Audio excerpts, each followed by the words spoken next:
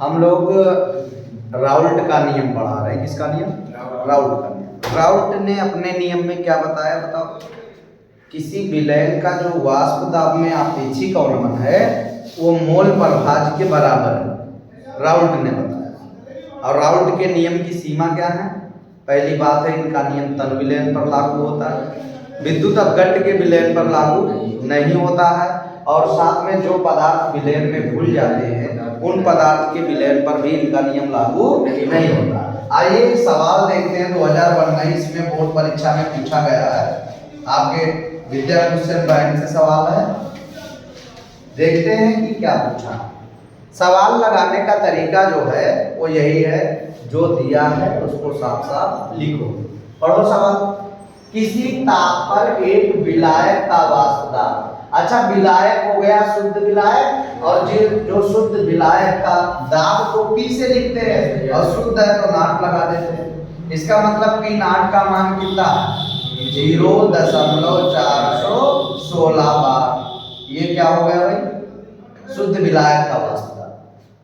बताओ समझ आ रहा? उसके बाद 0.5 ग्राम अवाष्पशील।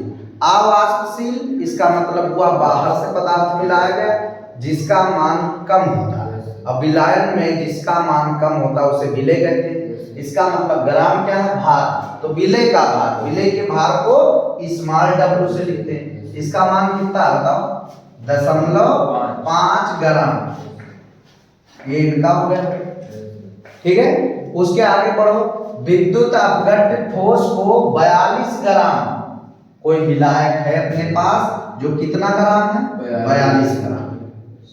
अच्छा देखो, दो जब डाटा दिए हो तो जो कम है वो विलेय और जो ज्यादा है वो विलायक। तो विलायक का भार हो गया 42 ग्राम। उसका अणुभार भी दिया है, किसका? विलायक का। कितना दिया है? 84 ग्राम मोल इनवर्स। यानी विलायक के अणुभार को कैपिटल एम से लिखते हैं तो कितना मान है? 84 ग्राम, ठीक है, मोल इनवर्स।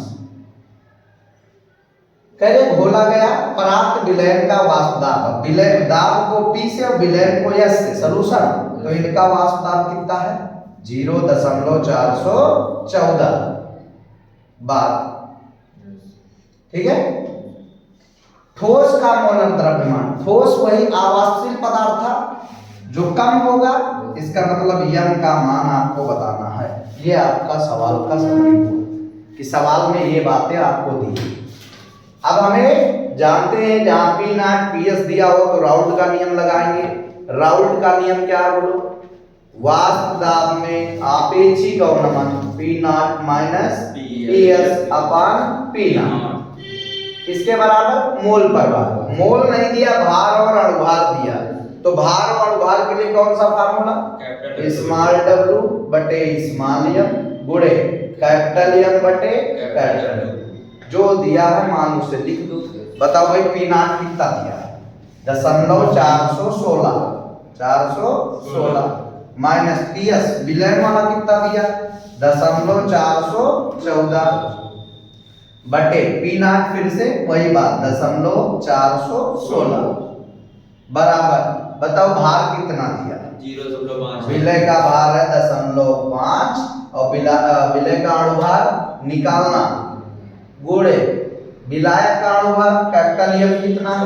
84 और कैपिटल डब्ल्यू कितना है? 42। अब इनको हल कर देंगे, आपको यह मिल जाएगा। हल कैसे करेंगे? देखिए 42 का डबल 84 होता है। बोलो सही कि गलत? सही। 416 रुपया में 414 घटाओ कितना आएगा? बोलो बोलो 2। सही है। तो 6 में 4 गया कितना? 2।